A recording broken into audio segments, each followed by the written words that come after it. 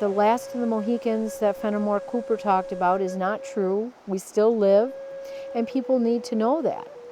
There is a resilience there, and it's a strength, probably from our faith and knowing the basics on how to live. And we're reminded of that all the time. Just a couple months ago, one of our elders came to open session at a tribal council meeting and said, "What are your plans as our leaders if something were to happen and our grid shut down? Remember, we need to survive." So it's part of our planning, We're ready. Bring it on.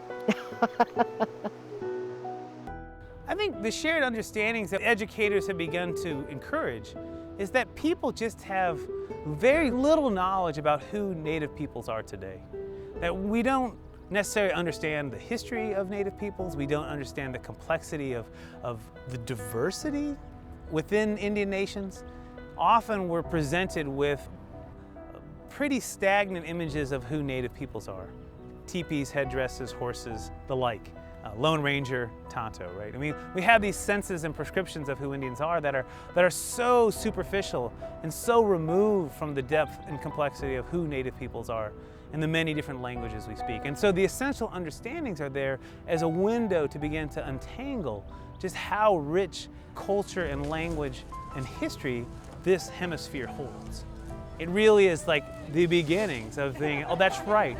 People have lived in this hemisphere for a long time. Of course they're going to be very different.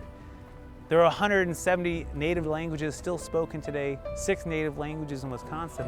Of course those are going to be pretty complicated to understand a little bit better. Understanding the diversity of individual Indian identity, that some of us may have adopted European ways and some may still be traditionalists, and most of us are a mix of all of it in some way. That there isn't one native identity.